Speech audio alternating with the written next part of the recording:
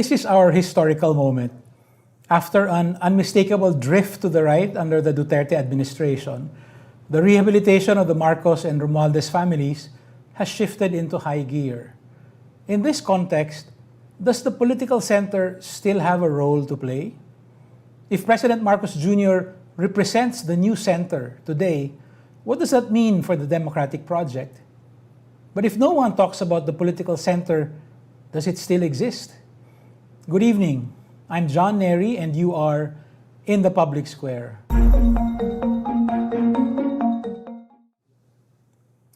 We continue our search for the center by refining our ideas, our understanding of it. In last week's episode with the explainer, Manuel L. Quezon III, I caught myself relying on the assumption that the political center is the same as or equivalent to the democratic center. But is it? Tonight, two eminent political scientists join us in our search. Professor Aries Arugay is the chair of the Department of Political Science at the University of the Philippines Diliman. And Professor Carmel Abao is the chair of the Department of Political Science at the Ateneo de Manila University. Thank you, Professors Arugay and Abao, for joining us in the public square. Hello, John. Thank you for having us, John. Thank you, John. Thank you. Let me ask my first question. Political or democratic center, is that one and the same thing? Maybe Professor Abao first and then Professor Arugay. Okay. It depends on theory or practice na pinag-uusapan. Kasi in theory, the political center is actually it's a very Anglo-American concept. It's very much associated with the third way politics of Tony Blair and the centrist politics of Bill Clinton. Yeah. So, which was really a sort of reaction to the dominance or the hegemony of neoliberalism, no? The neoliberalism of Thatcher and Reagan and Bush, and it was sort of an electoral strategy as well. Because how do you defeat the conservatives when you cannot be the usual left or the usual Democrats, since those were already defeated by the conservatives. So you redefine yourself. So this is why Tony Blair became New Labor, Bill Clinton became, a New Democrat or a different kind of Democrat. So I guess in theory, meron naman siyang parang, it's also about liberalism. Maybe not just democratic kasi is too loose a word. I think to really illustrate that phenomenon that there's a center. In the Philippine case, it cannot be. I think we don't have a consensus on what the political center is. Also because we don't have a consensus with what's left and right. Baka left, baka may consensus pa tayo. Ang right, wala tayong consensus kung ano yun. Tapos, wala din tayong at least discernible parties like Democrats and Republicans. So I think to be able to really understand the political center, you'll have to look at what are the opposing political forces, no? And therefore you can define the center vis-a-vis these opposing. And as I said, in theory, not in theory, conceptually, ganito ginagamit yun usually sa political science, no? To really explain the Tony Blair phenomenon, the New Labor phenomenon, and the New Democrats phenomenon. Thank you. Professor Arugay? The idea of a center, it's not always going to be a fixed entity, and it depends on the particular historical conjuncture and how bipartisanship or the freezing of certain political lines have become very convenient for parties and candidates, no, in order to get votes. No? The idea of a center is try to win power by being in the middle of what could be not extremist but clearly defined electoral positions. So if we apply that to the Philippines, it really will not be something that is permanent or something that is defined across the decades. I think the difference between political and democratic uh, is is going to depend whether, as Melay mentioned, there's consensus on the rules of the game. No? So when we say political center, maybe for me it would be broader. A democratic center means that first and foremost there is a consensus that the rules of the game are nothing else but democratic rules. So therefore, everyone plays with those rules, and therefore the center will be the middle of a clearly defined left and right.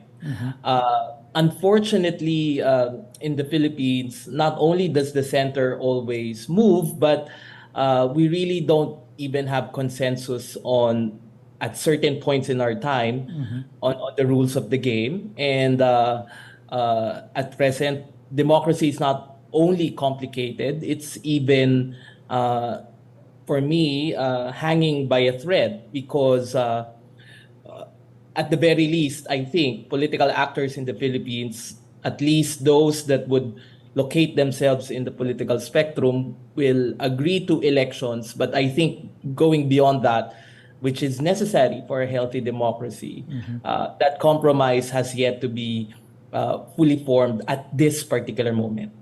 I think, Professor Aries, what you just did is sketch out for us the specific political context for this search for the center that we're undertaking. But how interesting, Professor Melay, that you started with the 1990s centrist politicians, no? Bill Clinton and Tony Blair.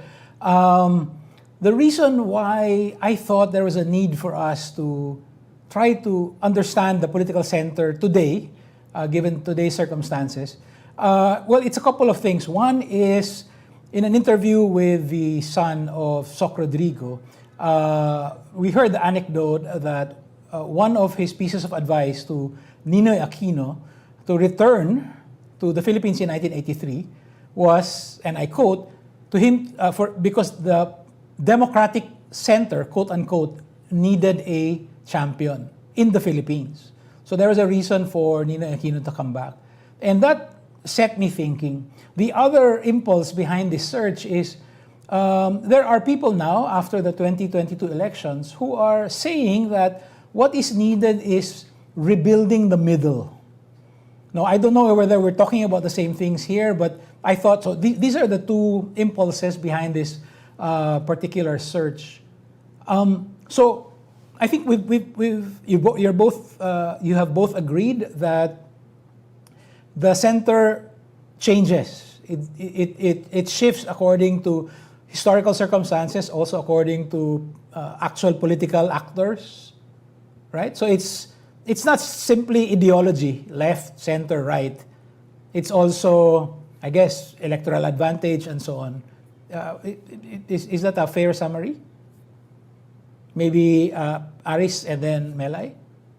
Well, yes, in a way, but it's also because the idea behind politics is always compromise, meaning the idea that you have positions that have hardened, that refuses to moderate their positions, then invites space to be created for certain politicians to adopt more middle level or more moderate positions, hoping that this would be more this will be seen as more palatable, no? Rather than fixed and hard positions. But let me throw something that makes it very hard for such positions to be imagined even, no, in the Philippine context. And this is the prevalence of us versus them polarization. No? So if you have really frozen positions and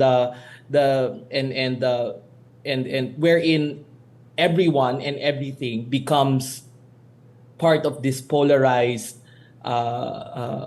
debate that is very pernicious, then it would be very difficult for middle forces or middle middle political actors to take a stand, because when you're in one camp, isa lang yung source ng atake, yung kabila, no? Pero pag gumigitna ka, sometimes you don't even get allies, no? You get attacked by both sides. So you become then less feasible rather than more feasible, kasi both sides will not allow you to exist, because that will be very detrimental to their polarized positions. Professor Melay? Yes. Siguro yung sinasabi ni Aries na yung gitna ng frozen, ano yung term mo, Aries? Parang frozen position. Kasi in some sense, the political center kasi is, shared views. Diba? Okay. Parang ibig sabihin, like in the US case, for example, it's a shared view. It's a view that can be shared by a moderate Democrat and a moderate conservative. You know what I mean? So usually, for example, I don't know, maybe immigration policy.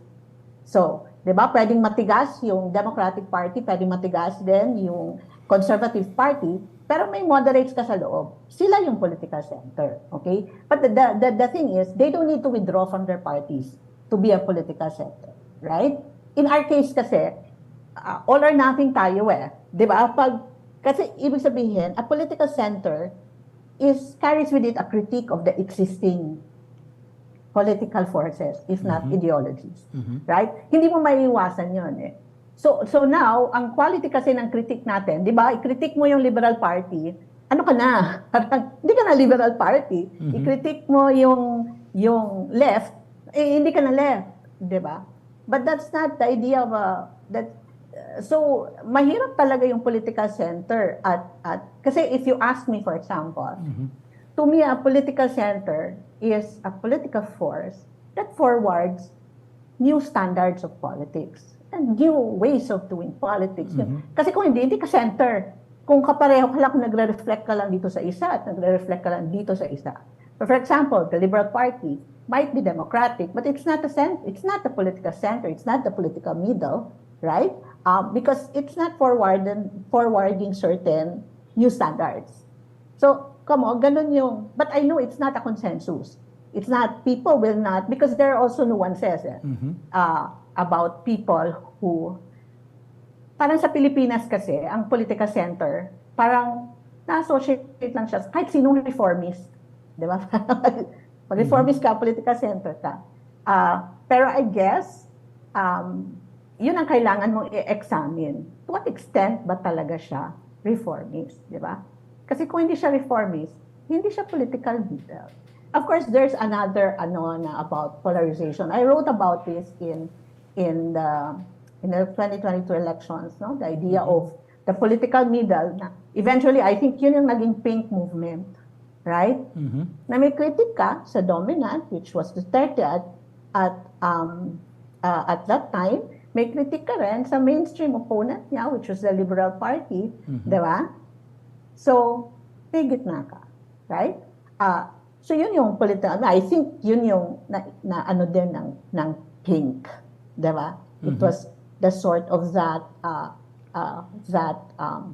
political middle. Kasi if you stick, for example, to the liberals, di ba? May historical baggage din yan eh. Based on their performance also in the past and the way the dynamics between them and say the Dutertes, for example. So I think, especially as an electoral strategy at the time, that worked. And at the same time, ako coming from a calculation of a citizen, for example, I really wanted new. And what's new to me when I say new standards of politics, it's not dynasty. Because the Liberal Party also represents a lot of dynasty. So I cannot consider it really as the political center. To me, it cannot be a political middle if you go on, if you go on with political families. Because to me, that's the mainstream. That's our biggest problem. I mean, that's the traditional. That's what needs to be changed. So kung political force ka, pero puro ka rin talaga political families, huwag ka na mag-present ng sarili mo sa political center. Because I don't think, you're just a different shade of political family. I'll get back to that proposition of yours that perhaps the pink movement is the political middle, or is in the political middle today. But right now, I want to pick up on something that you said, and something that you illustrated, this idea of shared values. No? So I have a specific question, first for Professor Aries, and then secondly for Professor Melay. Professor Aries, you talked about the democratic rules of the game.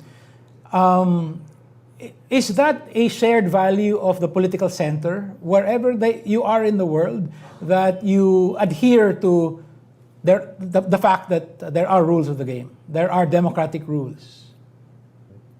Yes, I think this is the basic thread of any democratic regime, no, that political actors at the minimum sense, no, play within the rules of the game. They don't try to underwrite the rules in their favor. Yung tinatawag natin na making pacts, making agreements, even to the problem with just operating on the rules of the game is that the political actors can game the system, meaning let's be democratic minimally and share power, and let's not allow others to partake, no, on the feast of whatever agreement that we will have.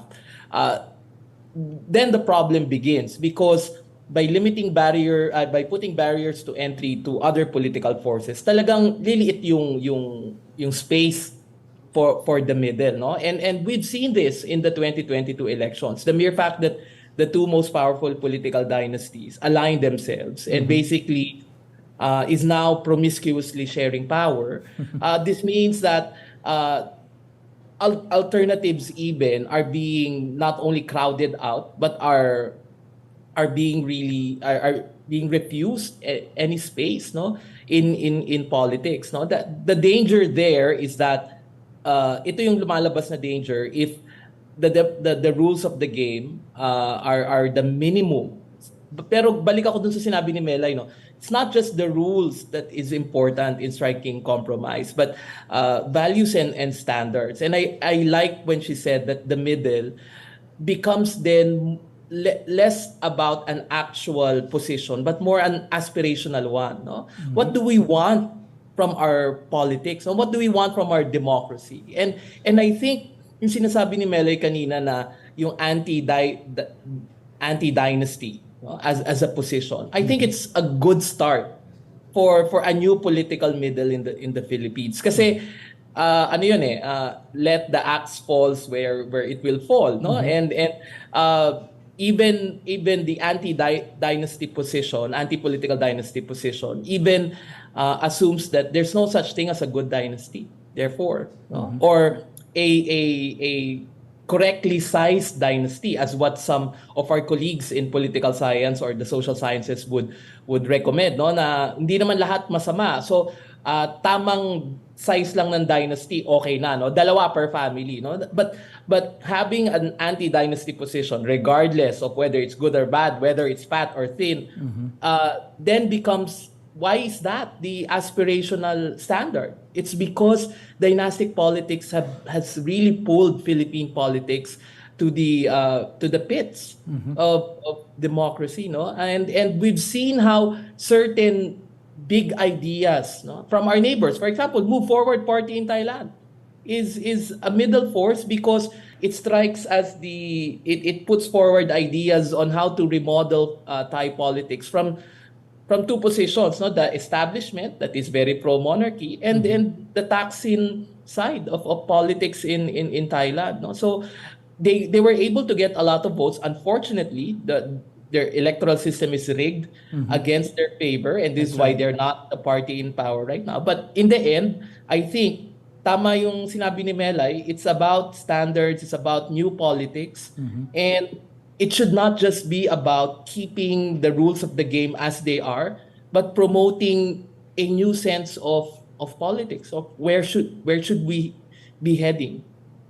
You know, personally speaking, I find your shared position on what it means to be in the center today to be very congenial But I do have questions about that. No? I'll get back to this point a little later.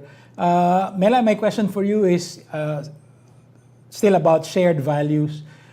Would you say that the refusal to resort to violence is one of those shared values that helps define the political center today, not just in the Philippines but elsewhere? Yeah, of course, of course. When you're talking, for example, about shared position on the extrajudicial killings, is that what you mean, for example? No. So the historical context is there were some groups in the anti-Marcos struggle who Go ahead. opted for the armed option in that particular historical context. So we wouldn't classify them today as belonging to the political center. I wanted to know whether that kind of shared value would already define that position as belonging to the center. No to violence. Yes, if that is your notion of left and right na, di ba? Yung left, yung revolutionary left, di ba? So, alimbawa, nung mga panahong yon, in a way, ang political center, I don't know, parang yung mga SOCDEM, for example, di ba? Parang historically, yun ang naging political center. Kasi left siya, shared yung values on, for example, equality, di ba? The vision of an egalitarian society, pero hindi shared, say, yung violence in the sense na ang mga social democrats, mas parliamentary yung track, hindi yung, for example, hindi yung armed, for example. So in that sense, yes, nagiging middle ka if you have that critique of that kind of ideology, for example. Can we take a little trip down memory or history lane? I just wanted to ask you, so in the time of Magsaysay, for instance, the circumstances that allowed the Magsaysay to rise to the top, where is the center? And then I also want to ask you, in the time of Marcos, which led to his imposition of martial law, where was the center then? And then maybe last and third, after EDSA, where was the political center in the Philippines? So maybe Professor Aries first? Okay. Yeah. So I think at certain points in time, no, the middle is really being redefined. No? But let's imagine, during the pre-martial law period, no, there were two mainstream political parties, and liberal and nationalista, and in a way there was some sort of informal, we didn't see a formal pact between the two parties, but an informal power sharing agreement. No, before Marcos Sr., no Philippine president was re-elected, even if re-election was allowed, no, under the 1935 Constitution. No, the rise of Magsaysay, in fact, somehow, while he eventually belonged to one of the two parties, no, illustrates to you that in Philippine politics, no, the entry for certain politicians is relatively not that difficult, no, because the way that our party system is structured really doesn't limit the entry, and since the time of Carl Landay pa yan, no, yung classic study niya on Philippine political parties, sinasabi niya na these parties don't behave the way mainstream political parties in the global north, in the Anglo-American world would behave. And this is why disruptions on what the political center is, on what the compromise is, and is could be seen, no, throughout history. Marcos also tried, by instituting martial law, eventually terminated, no, any chance for such middle, the search for a political middle, even if he declares his martial law declaration and his stay in power as a revolution from the center. No? But that is more self-defined rather than recognized, no, by the by the political orthodoxy or the political actors during that time. No, he simply wanted to present himself as the sabihin na natin the alternative to what he defined as severely compromised or severely hardened positions from the threat of the left and the establishment, meaning yung liberal nationalista informal pact. No? So I think that center continues to be searched, and kaya nga hanggang ngayon wala nga tayong, I think there was one registered, pero wala nga tayong party that even names themselves as a centrist party, no? Kasi ganun and presents himself as I'm a centrist politician. Sa Europe klaro 'yun eh. Makikita mo pa mismo sa pangalan nila, 'yun ang kanilang identity, no? But in the end sa atin parang nahihirapan tayo given the way our institutions are built and the way that politicians have refused to reform or to change our institutions in order to allow diversity of views to be articulated. Actually, before I call on you, Mel, I was struck by what Aries just said in relation to what you said earlier about is the Liberal Party left, is the leftist party part of the center, and so on. I was struck because I think that in the Philippine experience, I think only those parties who are already on the left, no? Maybe left of center part of Liberal Party, and then moving on to the rest of the left, will ask themselves, are we on the left? Where are we in relation to the center? I cannot imagine people in the Nacionalista Party today, or the NUP, or the other parties who are part of the, Lakasi and who are part of the governing majority, asking themselves questions like, where are we in relation to the center? I was just struck by what Ari said. Melay, what about you? Is there anything you'd like to add to this, very short ride through Philippine history? Yung sa sinasabi nga kanina, kaya nga sabi ko ambiguous yung center-left kasi given yung, ganun nga, yung dominance naman ng political parties, even with the LP and Nationalista, political families talaga yun eh. Kaya nga sinasabi nila, parang hindi naman sila discernible really as parties. Hindi masyadong different yung membership, yung platform, yung ganyan, no, yung sinasabi niya. So I think it's ambiguous because yun nga, yung mga reformists, in the sense, your center or left of center, if you choose to work in the belly of the beast, right? Kung nasa labas ka, hindi ka center, hindi ka middle or hindi ka center.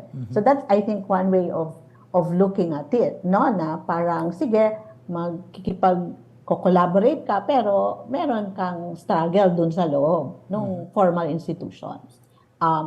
So hindi lang sa informal institutions ka o yung sa labas ka kikilos. Another, yung Marcos,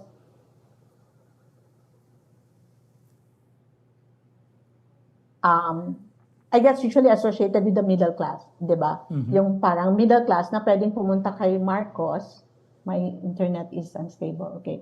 Na ginagamit, na pwedeng pumunta kay Marcos, pero pwede rin pumunta sa kaliwa or sa anti-dictatorship struggle man lang. Diba? Pero the reality was, yung middle forces, cut across classes. Eh. Kasi it could include the upper class, right? At that time. Okay?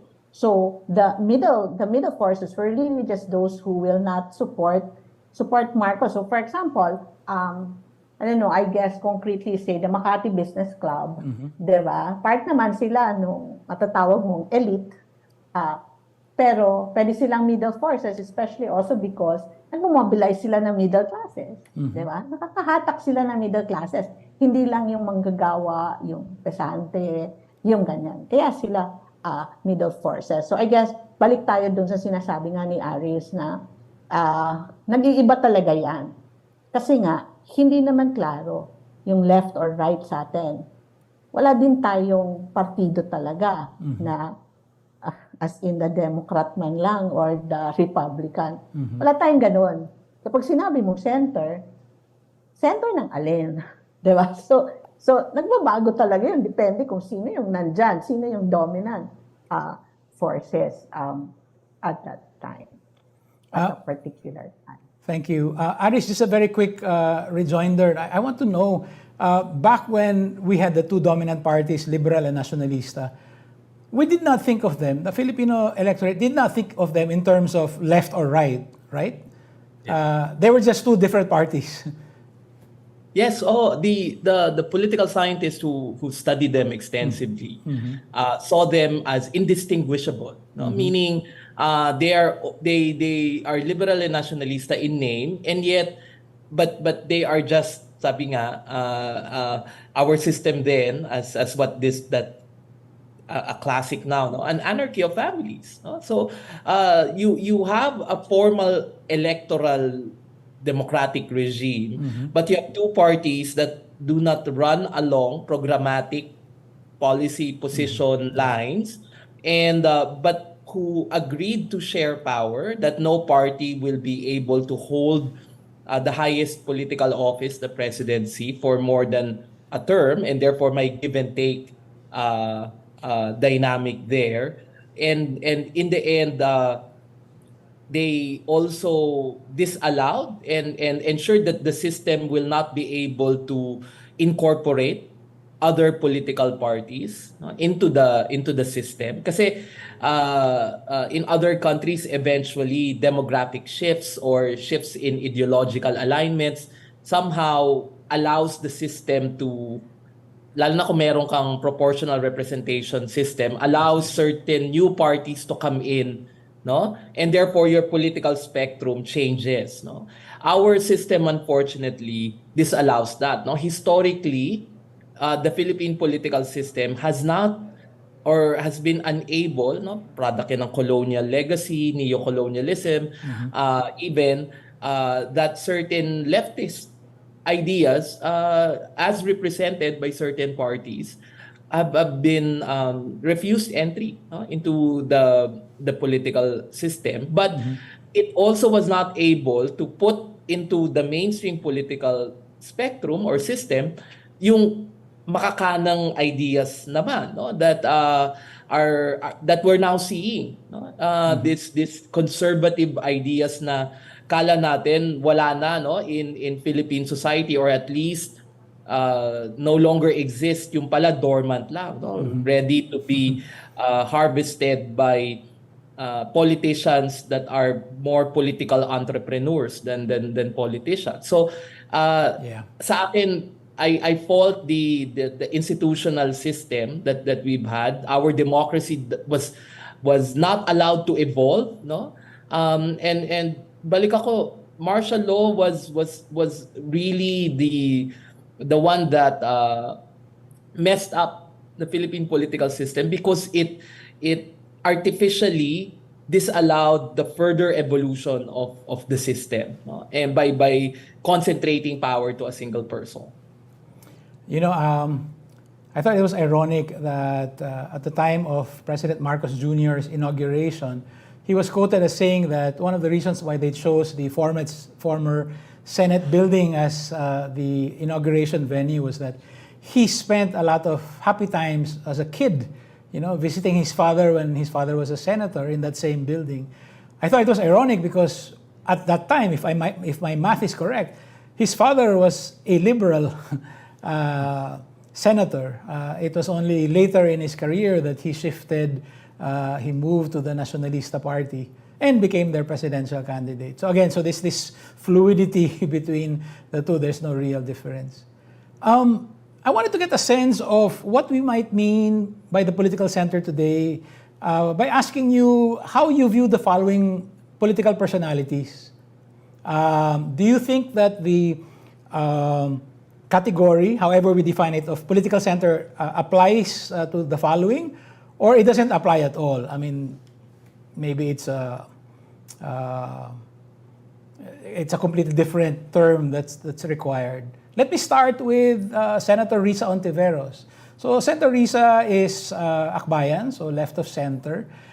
She was a member of a small minority in her first term, and a member of an even smaller minority in her second term. But she has been one of the most productive senators. She has shown that, to use a phrase common in Anglo-American politics, known to be able to work across the aisles. Is she in the political center? Maybe Melay first, and then and then Aries. Sige. Yes, I think Risa is, pwede mo siyang maturing na political center because she's definitely left of center, hindi siya hardcore left. Yung, sabihin, she's moderate left, she's parliamentary left, but she's also not liberal. She's not from a political family. She's consistently anti-authoritarianism, di ba? So she gets support, not just from Akbayan, but even some forces of the left. So she gets support from the left, different shades of left. She gets support, I guess, even from the liberals. And I wouldn't even get it past, the Duterte group. That I get even some of the Duterte group would also support Risa, I think, in the sense that, there are even formerly leftist forces in the Duterte group, even in the Marcos group. So I think she's a political center in that sense na meron siyang pino-forward na hindi naman dynastic politics. At I think yun ang na-appreciate ng mga nasa extreme na kaliwa or hindi extreme pero hindi akbayan.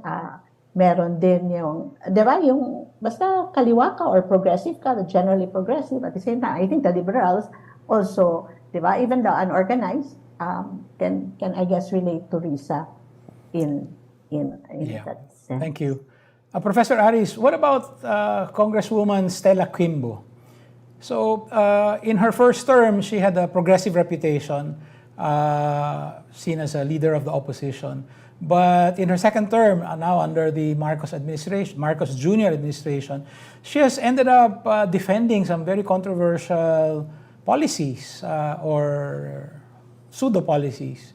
For instance, the investment fund and now the confidential funds of Vice President Sara Duterte. Does that place her now in the center, in the middle? What do we make of her? It's tough because it seems like her politics continues to evolve by the day, no? And for us political scientists, it's hard to grasp, no? So she's her politics seem to be very slippery, no? And as you notice, every day she's currently in the 24-hour news cycle regularly, but I think it's too early to call to make a call in terms of her political positioning. But sa akin, the way that it's moving, she might not be able to fully sustain a centrist position, and this has something to do with how the certain quality of our politics right now, no? That it's quite difficult really to veer away even from the administration, no? So even if you pose yourself as centrist, meaning you're part of the administration coalition, and yet you're able to criticize it if you can, we realize that those who veer away and those who don't treat the policy positions of the government as pure dogma get sanctioned, as we've seen from her former colleague in the UP School of Economics, Dr. Shelo Magno. No? So we see the inability of the political conjuncture right now to be able to tolerate, no, certain distancing, no, certain even to and at the most to criticize. No? So for me, I would be surprised if she will be able to present herself in the political center, because if she moves away from the administration and starts to be an internal critic, then she will get flack from both sides, because as I've said, our current politics is polarized right now. Yeah, I'm glad you brought up John Shelo Magno Nery. because that's our next personality. Professor Melay, what about Shelo Magno? So Yeah. she's the finance undersecretary, right? I understand she did not vote for Marcos, but like many, she accepted the call to serve the country. But she resigned, or she was forced to move to leave the office because of her criticism of the price ceiling on rice, right? So here you have an example of a person willing to work in the belly of the beast, to borrow your term. And now she's saying, that was in fact the beast. She's been saying these things now in the last few days. Does that place her in the center? What do we make of her? Yes, because the center na is somebody who shares that so I mean, 'di ba? She worked in the belly of the beast, but it was also very clear to her what the deal breaker was, right? The bottom line was very clear to her. And I think if you compare, for example, let me just go back to can I speak about si Stella Kimbo? Oh, yes, of course. Right? I know you didn't ask me, but I'd like to speak about that kasi that's very clear. Na initially kasi may potential siya to be a political center in the sense na even when she discussed the Maharlika Fund, for example, it was always from the viewpoint of safeguards. So parang alam mo yun na meron siyang pino-forward na parang siyang fiscalizer. Pwede ka kasi political center kung fiscalizer ka. You don't just accept everything that the dominant party, gives to you. So yun, I think she really relinquished that space in the political center when she gave blanket support to the OVP's confidential funds. Ibig sabihin, nawala niya talaga yung fiscalizing role niya. Parang dinefend niya yung indefensible eh. So, di ba parang from fiscalizer to apologist. Yeah, yung fiscalizer ka, di ba? Sana man lang magsalita ka on behalf of the taxpayers kasi 125 million from the taxpayers naman yan. So, sana man lang yun ang dinipensa because Sara Duterte can defend herself. Why are you defending Sara Duterte? So, definitely you're not political center if you parang blanket support siya. Kahit mali na, sige lang, support pa rin siya. So, nawala na yung fiscalizing. Kasi ako, I was really watching her closely doon sa Maharlika Fund. Kahit sabihin mo na ang support talaga siya, yun yung inaano niya, hindi, ito yung, di ba, nagsubok siya na siguraduhin na, hindi yan mapupunta lang sa ganito, diyan, ito yung mga measures to ensure transparency. Siya naman ang nag-articulate din nun, di ba? That's right. So, may konting potential doon. But when she did this, she's like, no, you're not political center. You're one of them, diba? Because of what you did. So, Professor si Aries? Si Shelo, parang alam niya kung, diba? Alam niya kung nasan siya. Okay. Both graduates, proud alumni of the School of Economics. Yeah. Professor Aries, what about Edsel Lagman? He is a maverick politician, helped preserve the position of President Gloria Macapagal Arroyo back in 2005 with his set of so-called prejudicial questions, protecting her from the first impeachment campaign against her. But, over the last few years, has changed, is now president of the Liberal Party. Is the category of political center applicable to him, relevant to his legacy? The long career of Representative Edsel Lagman really tells you kanina nga, I think yung consensus natin so far is the really shifting sense of what the political center is, no? And I think Representative Lagman's if I may surmise, no, yung kanyang politics is that meron siyang bottom lines, no, that certain lines cannot be crossed, no. So I think when she was trying to defend or at least somehow be on the side of former back then, no, President Arroyo, was to protect, no, from for him what was the threat, no, to Philippine democratic politics during that time. But we saw naman, subsequently how his positions then became changed, no. She he's willing to criticize, no, the powers that be, no. Hindi yung naging defender ka na consistently, no, kahit ano pang gawin nung major ally mo, naging ano ka na, no, naging uh,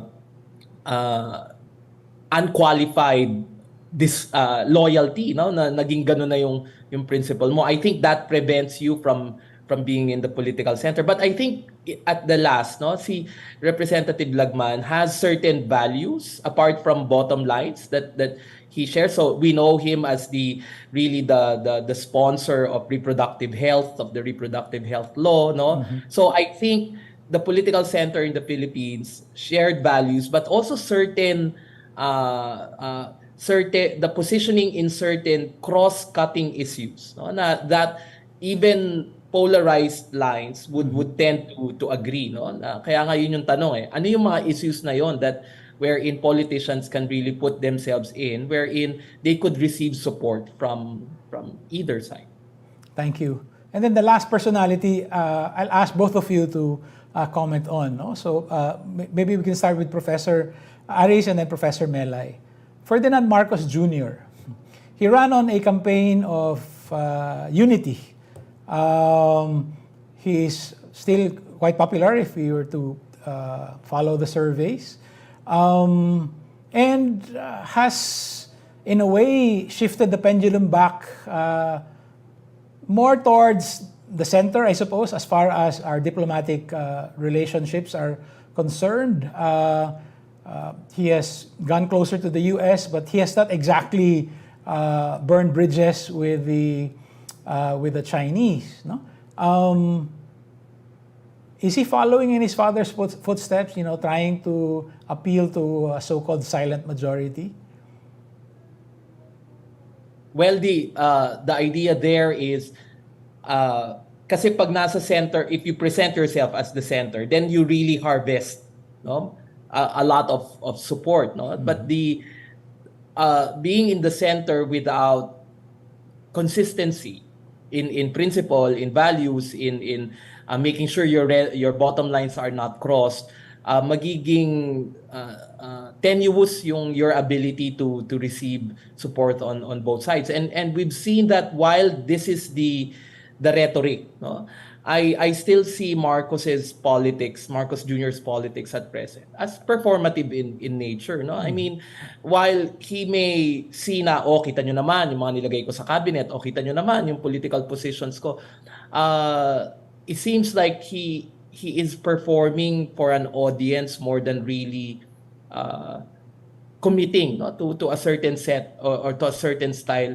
of politics, no. So for me, all of this could be just for show, and as we may see in the coming months, if how his cabinet will evolve. As we've seen, there are certain calls now for some technocrats in his cabinet to resign. and that means that he might not be unable to fully commit to this idea that I am giving you a governance model that reaches across the aisle. Thank you. Professor Melay?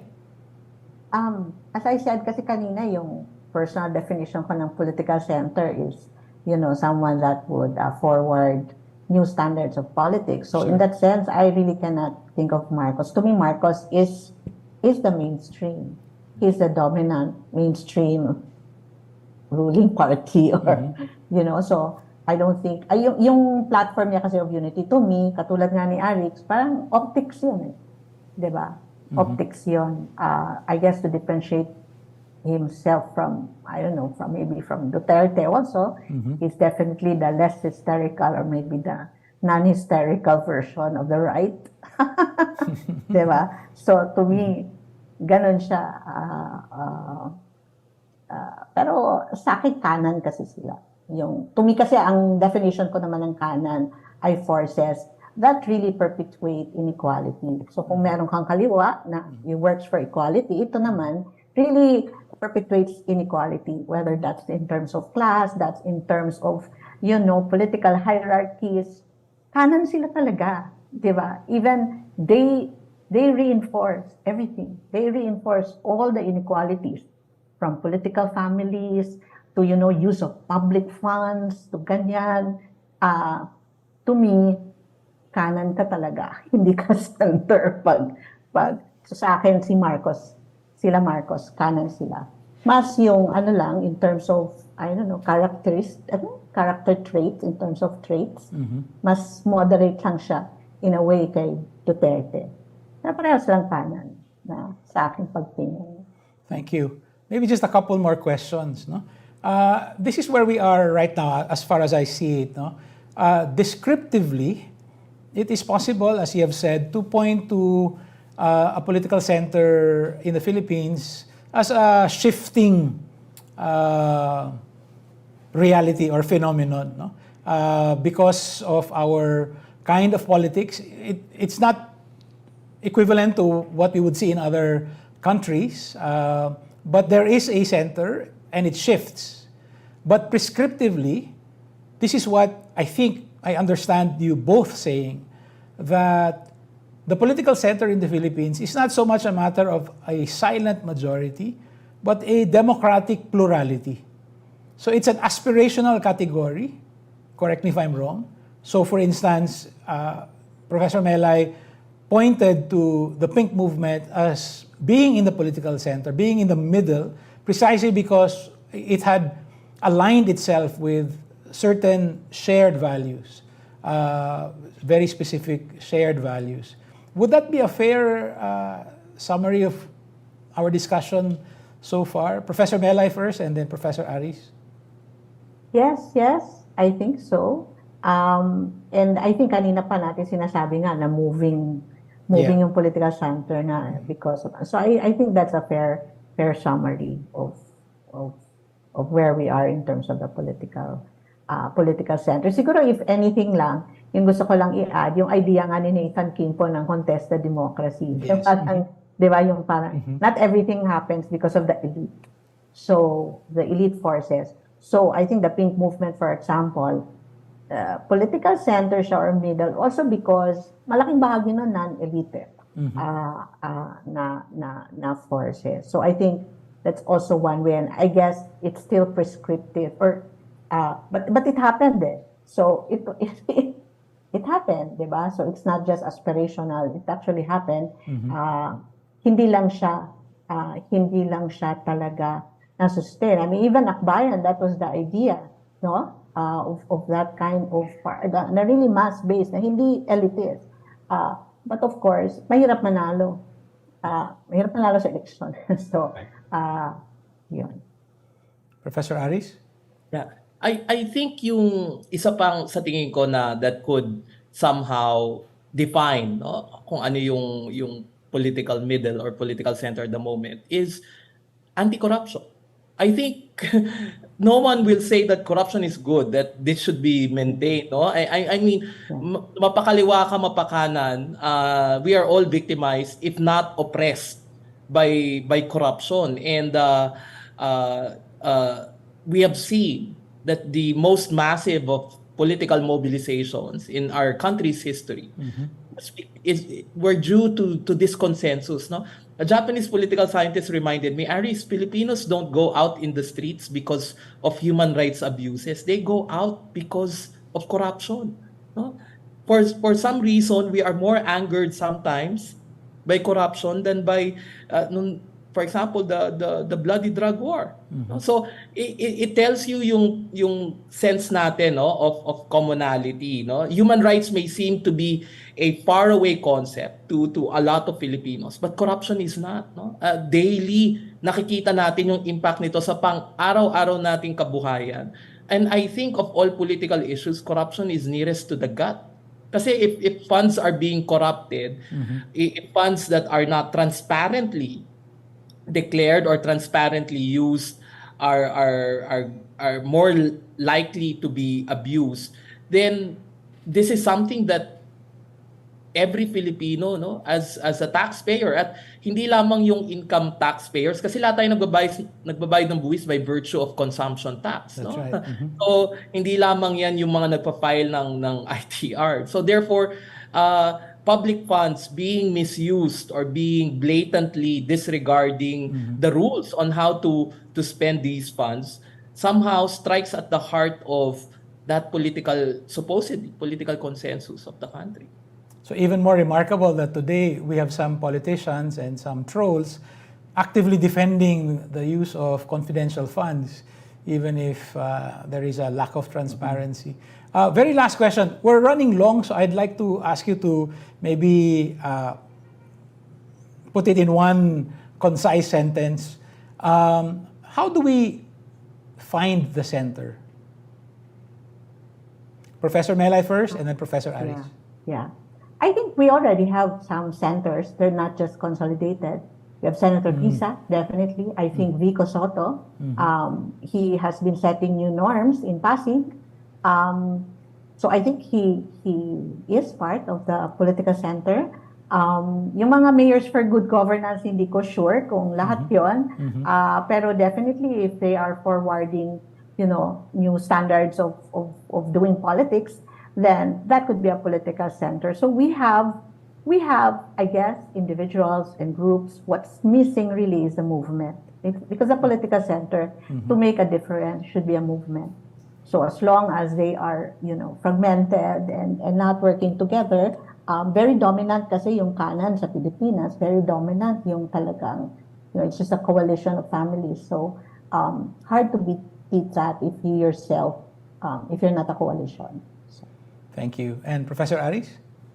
For me, process question, just to complement what Melay said, finding the center means really talking about what issues matter at this current political climate, what issues matter and where do we stand, and how do we strike a balance between polarized views on a certain topic, things that we agree to disagree, and yet things that we can construct a new lines of political consensus. So sa akin yung the jadedness that we see, the vitriol that we see on social media, that's noise, that prevents us from really talking to even people that we normally don't talk to or interface with.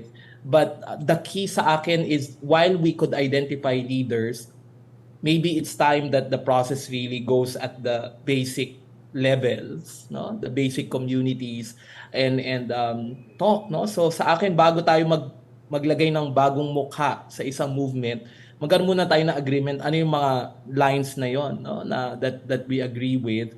Because if not, these leaders that we might identify right now could be easily shoeboxed into certain positions given our pernicious polarization at the moment. Thank you. I have so many more questions, especially about polarization, but that's all the time that we have. So thank you very much, Professor Aries Arugay of UP and Professor Carmel Abao of Ateneo de Manila. I found our discussion most useful and instructive, and I trust our audiences did too. Again, many thanks.